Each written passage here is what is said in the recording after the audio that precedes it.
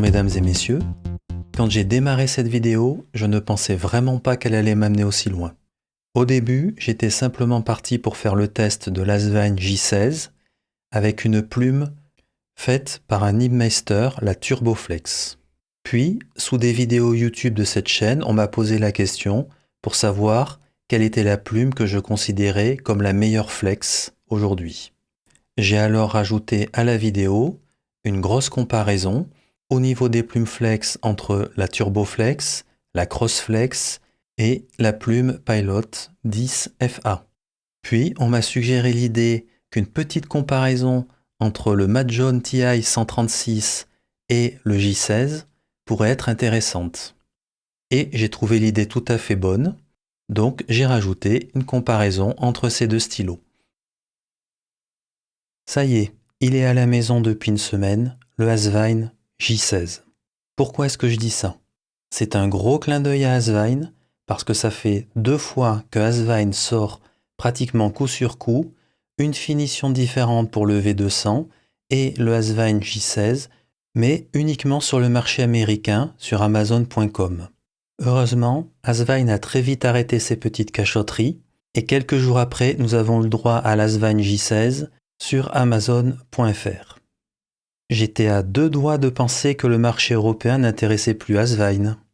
Allez, on met les petites plaisanteries de côté, car non seulement nous allons faire la revue de l'Asvine J16, mais en plus j'ai mis une plume un petit peu particulière dans ce stylo. En effet, l'Asvine ne propose pas comme d'habitude une plume Bock ou une plume Asvine, mais elle inclut une plume Jowo. Je n'avais pas du tout envie de faire encore une fois un test d'écriture avec une plume standard Jowo. J'ai donc remplacé la plume Jowo initiale par une autre plume Jowo. Oui, enfin celle-là elle est un peu particulière quand même. Cette plume s'appelle la Turboflex. Elle a été faite par monsieur José Munuera, alias Nib.lab, un Nibmeister espagnol. Je peux vous garantir que cette plume vaut vraiment le détour et je prendrai le temps de vous la montrer de plus près, avec quelques dessins de montrer le grind, et bien sûr le test d'écriture sera fait avec. J16 plus Turboflex, il y a vraiment de quoi être enthousiaste. Nous démarrons la revue de plus près de cette Asvine J16. C'est un stylo qui est en alliage de titane, un piston filler. On commence tout de suite, le piston fonctionne très bien, c'est doux, pas de crampes, pas de blocage, rien, impeccable. Du côté des anneaux, alors nous avons une bande ici en bas du capuchon. Ça n'accroche pas, c'est très bien, impeccable, il est bombé. Il y a noté dessus J16 Asvine. De même ici, l'anneau est bombé. Et pareil ici. En général, ça facilite un petit peu les intégrations. En tous les cas, c'est très bien fait, c'est doux au toucher, pas de problème. De même, le titane au toucher est très très doux, très agréable. C'est la version brossée. Ça donne un très joli aspect qui tire vers le gris, mais ça reste tout de même une finition assez lumineuse. Côté clip, c'est souple, ça fonctionne bien, aucun problème. D'un point de vue extérieur, je n'ai pas grand-chose à dire, c'est très bien fait, très joli. Nombre de tours, 1 tour 1/4, un petit peu plus d'1 tour 1/4 on va dire. On continue par le capuchon. Nous voyons ici l'enfermement de la plume, si j'arrive à vous le montrer. En tous les cas, aucun problème, ça fonctionne très bien. On visse titane sur plastique. Et globalement, c'est très doux. Ça fonctionne très bien, c'est bien amorti. Le vissage-dévissage du capuchon est globalement très agréable. Un jeu assez raisonnable. Je vous montre quelques secondes la plume, mais bien entendu, j'y consacrerai une section complète, donc je ne reste pas dessus. Donc initialement, c'était une plume Jowo, tout ce qu'il y a de standard. La voici. Et nous avons maintenant à la place la Turboflex. La fenêtre d'encre ici, personnellement, je la trouve un petit peu trop opaque. L'acrylique composant cette fenêtre est, on va dire, fumé. Donc c'est assez sombre à l'intérieur, ce n'est pas toujours évident de voir le niveau d'encre. Mais d'un autre côté, l'intégration de cette fenêtre d'encre dans l'esthétique globale du stylo est bien réussie. Ici nous avons un anneau. Ça n'accroche pas au doigt à cet endroit-là, même si clairement c'est à 90 degrés, ici. Nous avons un anneau qui est en pente et ici une petite montée en escalier à 90 degrés. Du côté ici du pas de vis, c'est très correct, ça n'accroche pas, c'est très doux. Ça fonctionne très bien. J'ai compté le nombre de tours. Il y a plus que 5 tours, on avoisine les 6 tours, donc il n'y a aucun problème pour le vissage-dévissage du housing Jowo. Cela fonctionne très bien. En tous les cas, Asvine signe ici un très beau stylo. Il n'y a pas grand-chose à dire. J'aime beaucoup. Quand on a un stylo en métal, il vaut mieux toujours vérifier le poids. Le stylo entier, 45 grammes. Le capuchon, 20 grammes presque. Et donc il va rester presque 26 grammes au corps du stylo. Donc c'est un stylo qui a un petit peu de poids, mais ça reste tout de même raisonnable pour un stylo qui est entièrement en métal. Regardons la dimension du J16 par comparaison avec d'autres stylos. Ici nous avons le Asvine V200, finition Rainbow. Ici nous avons l'Asvine J16. Ici un Pilot 742 FA et un Lamy Safari. Le stylo le plus long est l'Asvine J16 et le plus court est le Lamy Safari.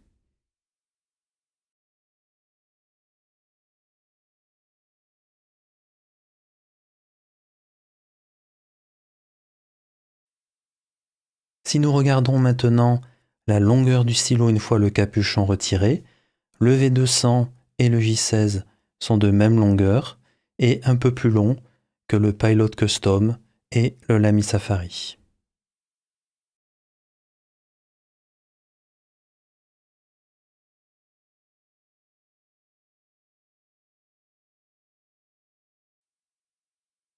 Une fois tous ces stylos postés, d'ailleurs je vous déconseille de manière générale de poster le V200 parce que vous risquez de perdre les deux caoutchoucs qui sont à l'arrière.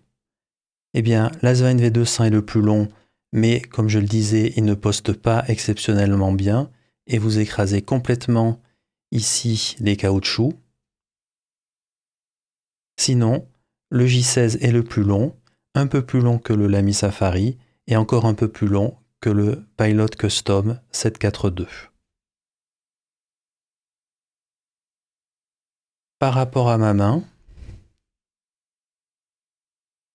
nous voyons que le stylo est très long. Alors bien entendu, il prend du poids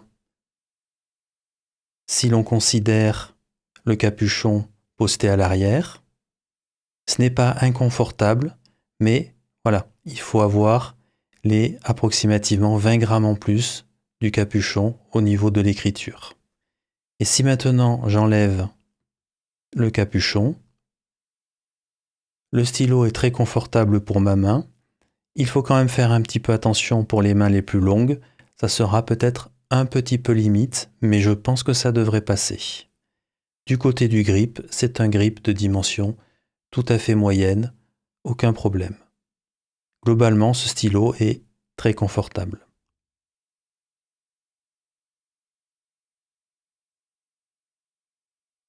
Parlons du piston.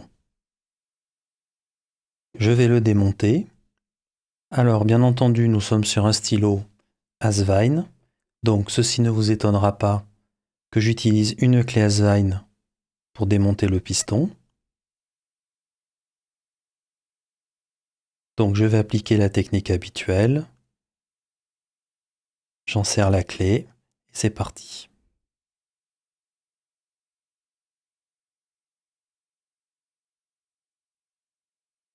Et nous voici en présence du piston.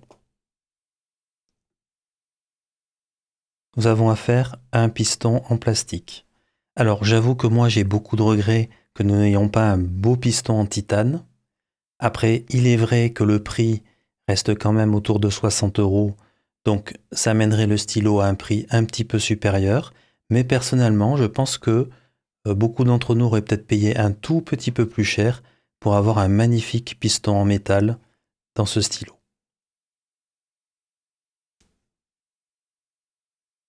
Sinon, c'est un piston tout à fait standard, rien de spécial à noter.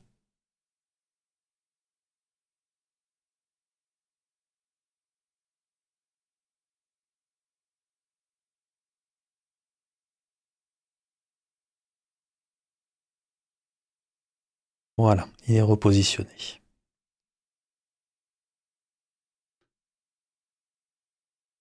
Prenons le temps de parler de la plume en elle-même.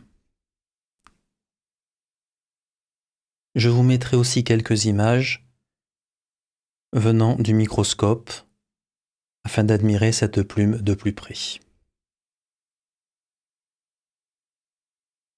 Premier point, c'est une plume Jowo tout à fait standard, probablement avec une boule iridium assez épaisse initialement. Cependant, le housing ici est en ébonite et nous avons droit aussi à un feed en ébonite. Après, on observe la découpe de la plume. Il y a des grosses découpes sur le côté, de chaque côté bien sûr. Et nous observons aussi que la plume a un aspect martelé. Alors ici, je ne peux que supposer, mais il est fort probable que cet aspect martelé a été fait pour assouplir la plume, qu'elle devienne moins rigide. Ensuite, nous voyons ici ce que l'on appelle un overfeed, c'est-à-dire nous avons ici une lame en métal qui passe sur ce qu'on appelle le slit. Ça va permettre de garder une arrivée d'encre même lorsque la plume sera décollée du feed.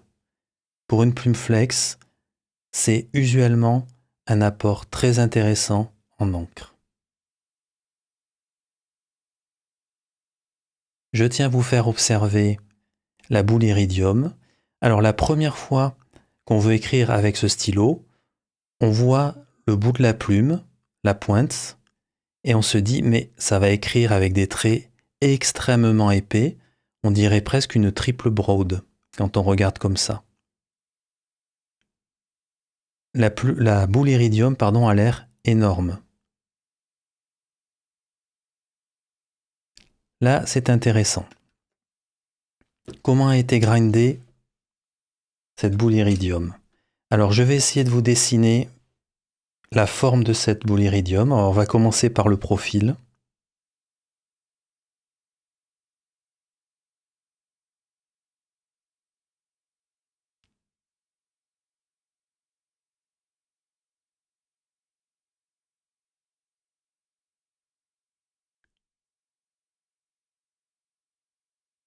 Voilà, de profil, la boule iridium ressemble à ceci.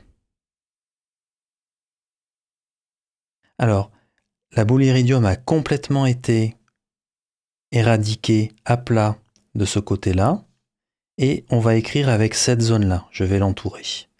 Sur tous les dessins que je vais faire, je vais entourer la zone avec laquelle on écrit.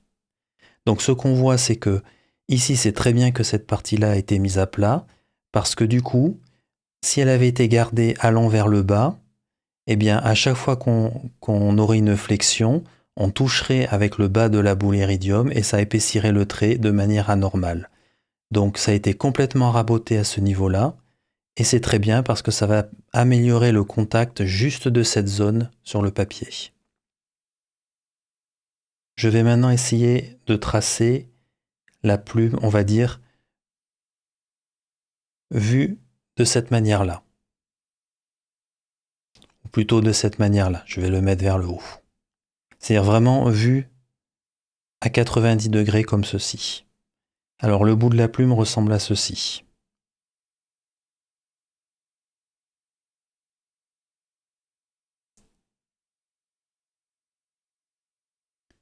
Voilà, avec la découpe au centre. Et on va écrire dans cette zone-là. Donc on voit ici que le point de contact est vraiment très faible avec la feuille. Et de même ici, la boule iridium a complètement été rabotée. Alors on peut voir bien entendu comment dire, en 3D, en fait la boule iridium se réépaissit en allant vers le haut. Mais là on regarde par le dessus. Donc la boule iridium devient très épaisse de ce côté-là. Mais là ça a été raboté comme ceci en biais et de façon à affiner le bout. Donc une fois de plus, on va vers un bout qui a été très affiné et ici ça reste en pente en allant vers le haut. Et enfin maintenant, si on regarde la plume, on va dire un petit peu de cette manière-là, comme ceci. On va dire presque dans ce sens-là, un petit peu comme ça. On voit ceci.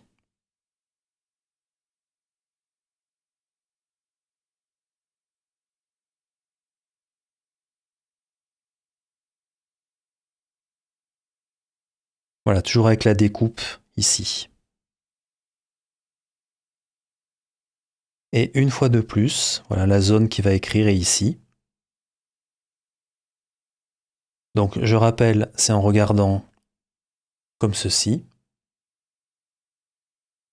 Et une fois de plus, vous pouvez le voir, ça a été complètement affiné de cette manière-là, comme ceci. Ça veut dire que même si la boule iridium paraît énorme, je vous le remontre, et en particulier vue de dessus, on dirait vraiment qu'on va écrire avec une triple broad ou quelque chose comme ça. En réalité, toute la boule iridium converge pour avoir quelque chose de très fin dans la zone qui est ici. Donc en réalité, même si on a l'impression d'avoir une boule iridium énorme quand on écrit, en réalité, on a quelque chose de très très fin au bout de la plume si on écrit à 45 degrés. Et là, c'est là où c'est très important de donner l'angle d'écriture que vous avez au Nibmeister. Pourquoi? Parce que si votre angle d'écriture est plus bas, vous allez écrire plus dans cette zone-là. Et si votre angle d'écriture est plus haut, vous allez écrire plus dans cette zone-là. Et ça veut dire que vous allez notablement épaissir le trait en écriture normale ou lors des passages fins lorsque vous allez flex. Donc cet angle d'écriture est important parce que le Nibmeister va raboter la plume de façon à ce que vous ayez exactement la zone fine à cet endroit-là sur votre bon angle d'écriture. Si vous ne lui donnez pas le bon angle d'écriture, vous allez écrire un peu plus vers le haut ou un peu plus vers le bas et le trait va s'épaissir.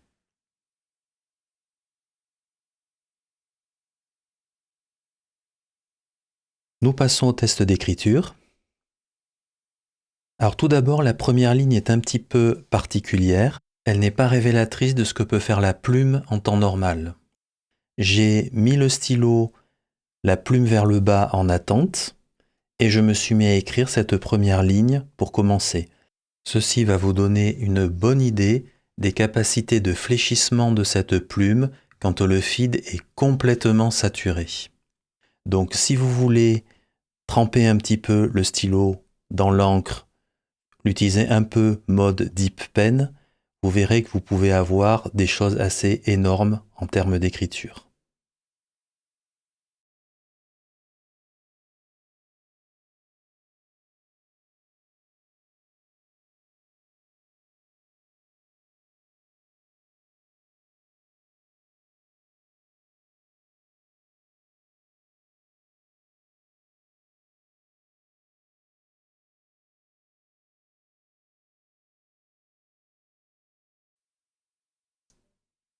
L'écriture ensuite va être plus révélatrice de ce que peut faire le stylo en temps normal, mais il faut noter que je tire beaucoup sur l'encre au niveau du stylo, c'est-à-dire que je flexe beaucoup, et vous verrez que tout à la fin de l'écriture, je commence quand même un petit peu à manquer d'encre. Mais ça donne quand même une bonne idée de la quantité de fléchissement qu'on peut avoir avec ce stylo et du temps qu'il met avant de s'assécher. Vous pourrez noter aussi que l'overfeed aide pas mal et va aider à diminuer les railroads. Par ailleurs, même quand vous serez à court d'encre, il suffit d'attendre quelques secondes et assez rapidement vous pouvez recommencer à écrire. Bien sûr, il vaut mieux écrire assez lentement pour laisser le temps au stylo de se recharger au niveau encre. En tous les cas, vous pouvez noter tout de suite l'énorme capacité de cette plume à fléchir. On peut vraiment avoir des traits assez fins et des traits vraiment très très épais. Nous sommes face ici à une plume littéralement exceptionnelle. Elle est très springy, ce qui veut dire qu'elle a beaucoup de ressorts et de snapback. Entre parenthèses, je vous mettrai la définition de ces termes sous la vidéo. Comme je le disais avant, beaucoup de variations de lignes entre très fin et très épais. Elle a une très bonne capacité d'envoyer de l'encre. Cependant, il faut noter que si vous vous employez à fléchir au maximum, vous aurez clairement à un moment donné des problèmes d'afflux d'encre, car la capacité de fléchissement est vraiment très importante. En résumé, il faut garder le contrôle si vous voulez pouvoir fléchir sur le long terme.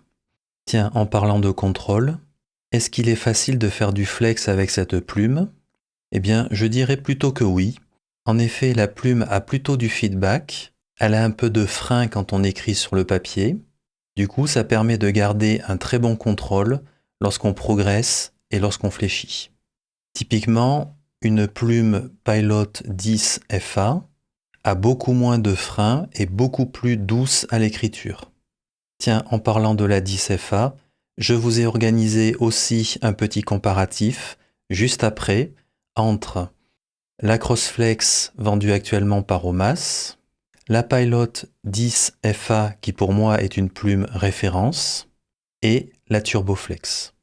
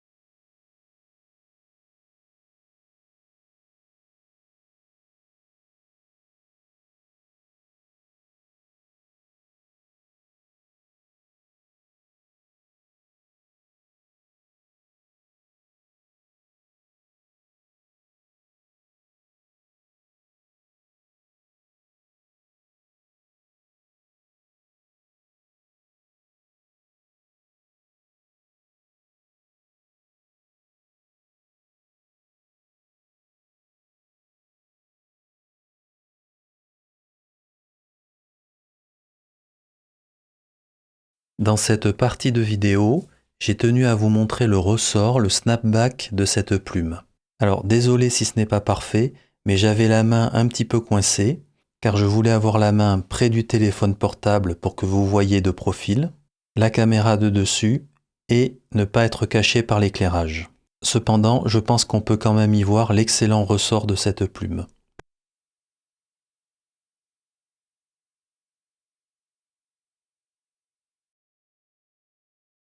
Démarrons une petite comparaison entre la Turboflex, la Crossflex et la plume de chez Pilot, la 10 FA.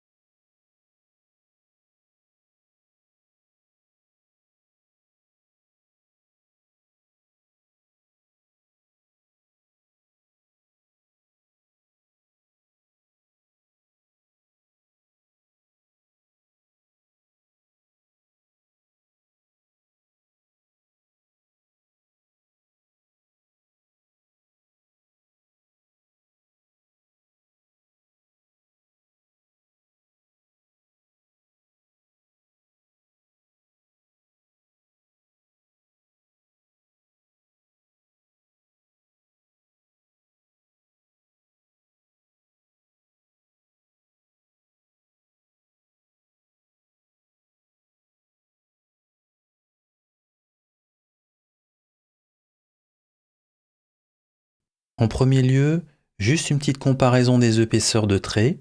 Et là, la Turboflex gagne, il n'y a pas de souci. Si on regarde d'abord la finesse du trait, les trois plumes sont quand même assez similaires, mais je dirais que la 10 FA et la Turboflex ont des traits légèrement plus fins que la Crossflex. Vous noterez une fois de plus que la Crossflex est une plume avec laquelle il n'est pas facile d'écrire en EDC. Regardez les traits horizontaux, il y a beaucoup de sécheresse d'encre. Quant aux traits épais, il n'y a vraiment pas photo. Non seulement la Turboflex fait les traits les plus épais, mais il faut vraiment envoyer du lourd pour qu'elle commence à railroad. La Crossflex a une belle épaisseur de trait tout de même, inférieure à la Turboflex, mais a tendance à railroader bien avant la Turboflex. Si vous avez vu ma revue de la Crossflex, c'est un des reproches que j'ai fait. Pourquoi ne pas avoir mis d'overfeed? Quant à la plume 10 FA, sa capacité de flex et son épaisseur de trait sont très inférieures aux deux précédentes. Cependant, elle garde un avantage par rapport aux deux précédentes, mais j'y reviendrai un petit peu plus tard. Donc n'écartez pas trop vite la 10 FA. Faire des 8 entre guillemets avec ces trois plumes est aussi instructif. À noter, pour partir du même point entre les trois stylos, j'ai mis pendant un certain temps les trois stylos avec la plume vers le bas et je démarre les sessions de 8 après avoir saisi le stylo qui était dans cette position. Lorsqu'on démarre les 8 avec la Turboflex, bien entendu, les 8 sont assez petits, le trait est très fin et très épais avec énormément d'encre, c'est logique. Puis on augmente l'amplitude du 8, ce qui va étaler beaucoup plus l'encre, donc le trait s'affine encore plus, et au final, l'encre devient de plus en plus claire et on termine par du railroad. Évidemment, après cette séance de 8, le feed sera vide, il faudra attendre un petit peu pour pouvoir réécrire avec le stylo. Cependant, regardez jusqu'où on est allé et la dimension et l'épaisseur du trait max qu'on a atteint. On peut vraiment avoir un trait très très fin et un trait très très épais. Nous passons maintenant à la Crossflex. Alors, bien entendu, sa spécialité, c'est pas l'écriture en EDC comme vous pouvez le constater. On commence par des petits 8, donc ça se passe très bien. Et là, dès qu'on prend de l'amplitude, on railroad. La réserve d'encre et l'afflux d'encre est bien moindre sur la Crossflex que sur la Turboflex. On passe maintenant au Pilot avec la plume 10 FA. Et qu'est-ce qu'on constate? Eh bien, ça c'est étonnant car je vous rappelle que cette plume n'a pas un feed en ébonite. Eh bien, certes, cette plume fléchit bien entendu bien moins que les deux précédentes, l'épaisseur du trait reste très inférieure, mais elle n'a quasiment pas railrodé et elle est allée jusqu'au bout. Et l'afflux d'encre a l'air d'être assez constant, qu'on ait des petits 8 ou des grands 8. Vraiment très intéressant. Et du coup, nous passons à la conclusion de ces tests et nous allons comparer ces 3 plumes dans cette conclusion.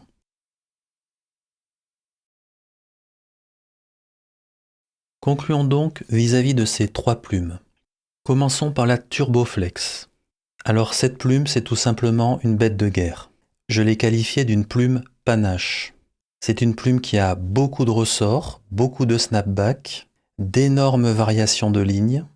Elle peut envoyer beaucoup d'encre, en tous les cas beaucoup plus que les 2 autres, mais ses capacités de fléchissement réclament plus d'encre que ce qui peut être fourni par le feed ou l'overfeed. C'est pour ça que je me suis amusé à l'appeler une plume panache, car grosso modo ses caractéristiques sont fantastiques, mais elle peut tellement fléchir et réclamer tellement d'encre qu'à la fin vous ne pourrez plus écrire. Donc il faut que vous vous contrôliez et que vous restiez quand même un minimum raisonnable, même si, quoi qu'il en soit, cette limite est bien au-delà de la Crossflex. J'en viens justement à la Crossflex. Alors clairement, il faut quand même le dire, ça reste une excellente plume flex. Mais si je la compare à la Turboflex, elle a moins de ressorts, moins de variations de lignes, elle envoie moins d'encre et aussi elle a un moins bon contrôle du flux d'encre. Mais ne vous méprenez pas dans ce que je dis, elle fait tout de même partie des meilleures plumes flex qui existent.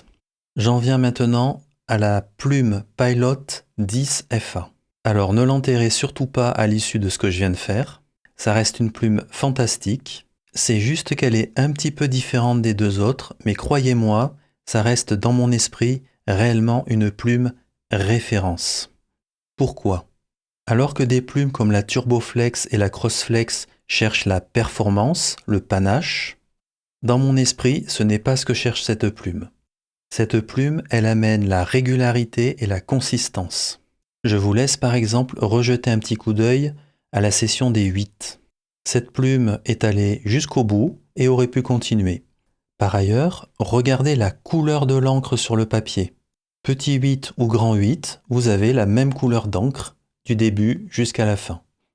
Par ailleurs, lorsqu'on écrit avec cette plume, il y a moins de frein qu'avec la Crossflex et la Turboflex. Ça glisse mieux. Et enfin, la plume est plus, entre guillemets, bouncy que les 2 autres plumes. Je rappelle, je vous mets les définitions en dessous de la vidéo. Personnellement, je pense qu'il n'y a qu'une seule manière de comprendre pourquoi j'estime que c'est une plume référence. Eh bien, c'est de l'essayer et de l'utiliser un petit peu extensivement. Ça n'est vraiment pas facile parfois de décrire les sensations qu'on a avec une plume. Tout à fait le genre de plume flex que l'on pourrait conseiller, car on est vraiment sur une plume référence. Mais en donnant ce conseil, j'aurais quand même une petite inquiétude. Certaines de ces plumes 10 FA ont eu par le passé des problèmes de baby bottom. Et je ne sais pas si aujourd'hui, ce problème a été corrigé par Pilot. J'ai moi-même eu affaire à ce problème-là. Je l'ai résolu, mais sachez que retirer du baby bottom sur une plume flex, c'est un petit peu plus délicat que sur une plume normale. Autre exemple de ce que j'avais vu par exemple de la revue de Doodlebud, il avait clairement aussi des problèmes de baby bottom sur sa plume. Je pense d'ailleurs que c'est la raison pour laquelle il a fini par l'envoyer chez un Meister. Et vous pourrez trouver d'autres vidéos sur le net qui montrent qu'en faisant des bâtonnets vers le bas, eh bien la plume de manière ultra récurrente n'écrit pas les premiers millimètres. Donc certains ont résolu ce problème-là en achetant le fameux feed en ébonite triple slit, mais sachez que dans certains cas, ça ne résout pas toujours le problème. Et la raison pour laquelle ça le résout ou le résout partiellement, c'est tout simplement parce que ce feed envoie énormément d'encre et vous pourrez dire adieu avec ce feed aux traits vraiment fins. En résumé, vous pourrez élargir encore un peu plus le trait, il y aura un afflux d'encre encore plus massif, mais le trait fin deviendra nettement plus épais. Vous n'avez pas résolu le problème du baby bottom, vous avez juste envoyé beaucoup plus d'encre sur le papier parce que ce feed peut avoir 2 ou 3 slits. Grosso modo, c'est un contournement du problème par un envoi massif d'encre qui change beaucoup les caractéristiques d'écriture de cette plume.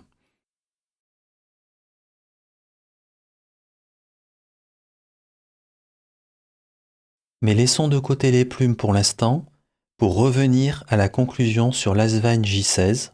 Mais sachez qu'après cette conclusion, j'entamerai quand même une petite comparaison entre l'Asvine J16 et le Madjon TI 136.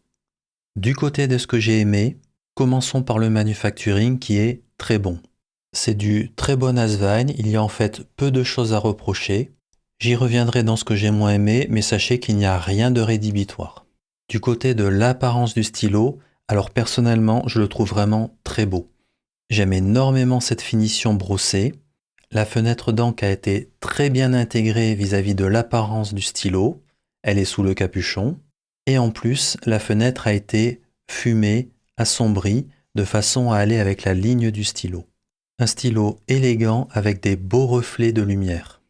Le stylo est très confortable lorsque l'on écrit et je tenais à le préciser, le grip n'est pas du tout glissant. Côté prix, aucun doute, le prix est excellent. Passons maintenant à ce que j'ai moins aimé. Pour la fenêtre d'encre, il faut bien le reconnaître, la visibilité n'est vraiment pas exceptionnelle pour voir le niveau d'encre. Le fait d'avoir foncé la fenêtre n'aide vraiment pas. D'un autre côté, avoir foncé la fenêtre d'encre a permis une très belle intégration au niveau de l'apparence du stylo. Au final, probablement un parti pris qui a été pris par Asvine. Ensuite, on visse au niveau du capuchon un pas de vis titane sur un pas de vis en plastique. J'aurais nettement préféré qu'on visse titane sur titane. Troisième point, le piston. J'aurais adoré que ce piston soit en titane. Mon opinion est que ce stylo l'aurait clairement mérité, même si ça avait coûté 5 ou 10 € de plus. Ça aurait rajouté à l'aspect qualitatif du stylo, justement parce que je trouve que l'aspect qualitatif de ce stylo est déjà très bon. Mais au prix actuel de ce stylo, on ne peut clairement pas reprocher à Asvine d'avoir un piston en plastique. Le quatrième et dernier point est qu'il est sans aucun doute dommage que Asvine n'ait pas proposé aussi la plume Asvine. Je subodore que la raison est que tout simplement ils n'ont pas réussi à rendre compatible le pas de vis du stylo entre la plume Jowo et la plume Asvine. Ça aurait donc rajouté un niveau de complexité sur la production du stylo et les stocks. Ce qui m'amène au dernier point. Asvine, jusqu'à présent, proposait le choix entre une plume Bock et une plume Asvine. Du coup, le choix ici devient plus limité. Vous n'aurez que le choix d'une plume Jowo. C'est pour ça que j'ai écrit Jowo entre les deux colonnes. Je ne l'ai pas classé dans ce que j'ai aimé ou n'ai pas aimé. Ici, cela dépendra tout simplement de vos préférences de plumes. Pour résumer en quelques mots cette conclusion, nous avons affaire à du très bon Asvine. D'ailleurs, j'en viens parfois à me demander s'il y a un mauvais stylo Asvine. J'ai trouvé personnellement le stylo magnifique et très élégant. Globalement, il est très bien fabriqué. Le peu qu'on pourrait lui reprocher n'est pas rédhibitoire du tout. Le prix est très bien contenu. C'est réellement un stylo que j'aime beaucoup. Nous voici maintenant au dernier chapitre de cette vidéo. 2 stylos sortis en peu de temps par 2 compagnies chinoises différentes et dont beaucoup de personnes n'ont pu que relever une certaine ressemblance. Je parle bien entendu du Madjon TI 136 et de l'Asvine J16. Commençons par les mettre côte à côte pour nous faire une idée des dimensions. Ici le Madjon, ici l'Asvine. Du côté diamètre, que ce soit au niveau du capuchon ou du corps, ces diamètres sont très proches, c'est-à-dire qu'il y a très peu de différence entre les deux stylos. Par contre, au niveau longueur, il y a quand même une assez belle différence entre le Madjon et l'Asvine. L'Asvine est presque un demi-centimètre plus long. Et ceci se vérifie aussi lorsqu'on retire les capuchons, et je dirais même s'accentue un peu, et vous verrez que l'Asvine est nettement plus long que le Madjon. Je vous rappelle que j'avais dit pendant la vidéo sur la revue du Madjon que le Madjon était un petit peu limite pour les mains longues. eh bien, ceci va mieux avec l'Asvine. Autre différence importante, c'est bien entendu la position de la fenêtre d'encre et la différence qu'il y a entre les deux fenêtres d'encre. Ici, la fenêtre est intégrée par des trous au niveau du titane, alors qu'ici, c'est une vraie fenêtre qui est intégrée avec une bague à cet endroit-là.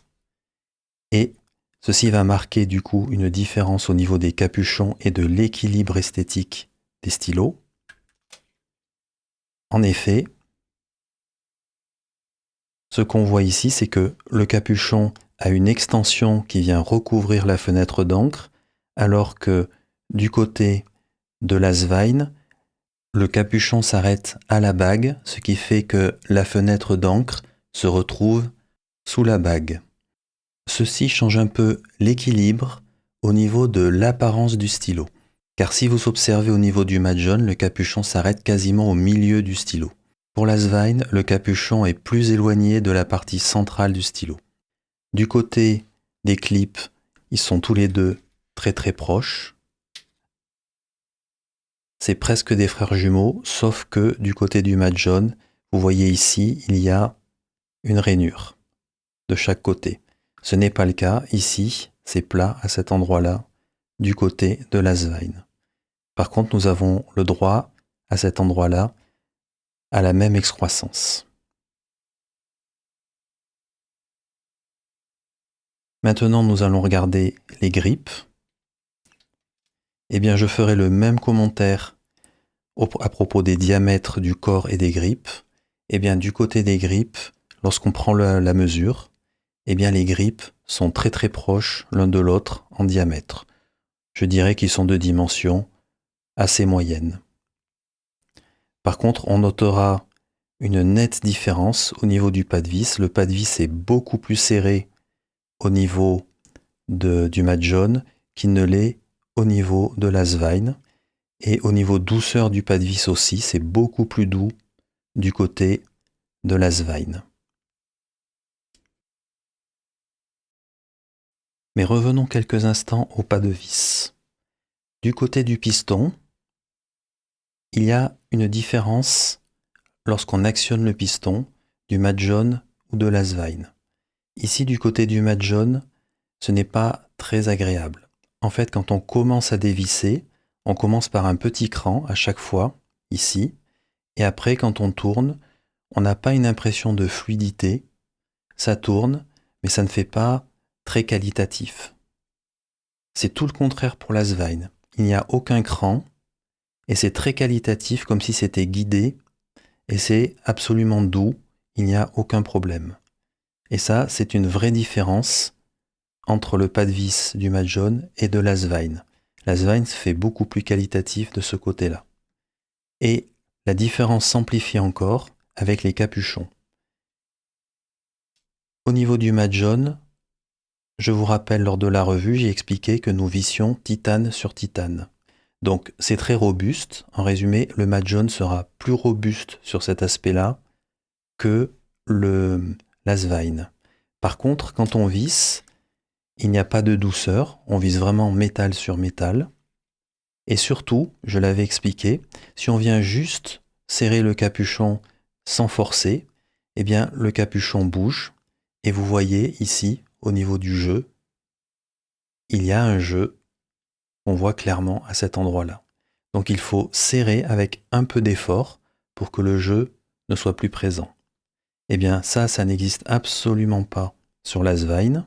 Sur l'Asvine, le vissage des vissages est extrêmement doux, mais c'est au prix d'avoir ici un pas de vis en plastique et un pas de vis ici en titane. Donc c'est moins robuste que sur le Majohn. Par contre, en termes de douceur, le pas de vis est extrêmement doux. Et par ailleurs, il n'y a pas besoin de forcer quand on arrive ici en butée. Ça tient, il n'y a aucun problème et le capuchon ne bouge absolument pas. En résumé, sur l'ensemble des pas de vis, c'est très doux au niveau de l'Asvine, ça fonctionne extrêmement bien. C'est beaucoup moins doux au niveau du Majohn, c'est beaucoup plus brut, ça fait beaucoup moins luxueux. Par contre, au niveau du capuchon, on visse titane sur titane, ce qui est plus robuste que sur l'Asvine où on visse plastique sur titane. Enfin, je terminerai par 3 points dont le dernier me semble important, voire même décisif. Le premier point concerne bien entendu la plume. Vous aurez une plume Jowo sur l'Asvine et une plume Mahjong sur le Mahjong. Alors, quelle est la meilleure des plumes? Je ne m'avancerai bien entendu pas là-dessus. C'est une question de préférence avant tout. Aucune des deux n'est une mauvaise plume. Par contre, une plume Jowo vous donnera beaucoup plus d'options et vous donnera bien entendu accès, si vous avez envie de changer la plume, à toutes les marques qui proposent un housing Jowo. Ensuite, nous notons bien entendu des différences en termes d'apparence. Ici, tout est affaire de goût, vous voyez par vous-même les deux stylos. Il y a d'autres finitions disponibles, à vous de voir. Enfin, comment ne pas parler du prix? Comme je l'expliquais, j'ai eu de la chance, j'ai pu acheter le Mahjong à un prix défiant toute concurrence. Il n'empêche, aujourd'hui, vous ne pouvez l'avoir qu'aux alentours de 85-90 €. L'Asvine est autour de 60 €. Le Mahjong est donc environ 50% plus cher que l'Asvine. Et là, je dois dire, il n'y a strictement rien qui puisse justifier cet écart de prix. En résumé, si on doit rationaliser les choses, il est clair que le Asvine gagne haut la main. Maintenant, imaginons 2 secondes que le Mahjong baisse en prix, ce qui n'est pas du tout impossible, et que les deux stylos soient approximativement au même prix. J'aurais envie dans ces cas-là de dire 2 choses. Premièrement, il n'y a pas de mauvais stylos. Ce sont tous les deux des bons stylos avec lesquels on peut clairement faire un bout de chemin avec. Je dirais à ce moment-là, choisissez celui qui vous plaît le plus au niveau apparence ou dont vous préférez la plume. En résumé, celui qui a le petit quelque chose qui vous fait le plus envie. Je vais cependant vous donner quel serait mon choix personnel et je rappelle à la condition que le prix du Mahjong rejoigne le prix de l'Asvine. Personnellement, je continuerai à prendre l'Asvine. Il y a en effet 3 raisons importantes qui le justifieraient en tous les cas pour moi. La première, c'est les vissages des vissages. J'attache personnellement une importance particulière à ce point-là. Visser et dévisser le capuchon d'un stylo est pour moi très important. J'ai à la fois besoin que ce soit rapide, efficace, sans point de blocage et que ça se passe tranquillement. Là-dessus, le Asvine est très au-dessus du Mahjong. Deuxième point, c'est la plume Jowo. Non pas que je pense que la plume Jowo soit au-dessus de la plume Asvine en termes d'écriture, pas du tout. C'est juste que si j'ai envie de changer la plume, comme vous l'avez vu dans cette vidéo, c'est très facile et il y a un large choix grâce au pas de vis Jowo. Dernier point qui est sans aucun doute encore plus personnel que les 2 précédents points, je préfère très nettement l'apparence de l'Asvine. Et j'aime en particulier cette version brossée et la manière dont elle reflète la lumière. Ceci termine cette multi-revue. C'était les revues de l'Asvine J16, de la plume Turboflex de José Munuera, alias Nib.lab, auxquels se sont greffés des comparatifs de plumes, la Turboflex, la Crossflex et la Pilot 10 F1, et la comparaison entre l'Asvine J16 et le Mahjong TI 136. J'espère que la revue n'a pas été trop longue pour vous, qu'elle vous a intéressé, et je vous remercie pour votre attention, et à bientôt.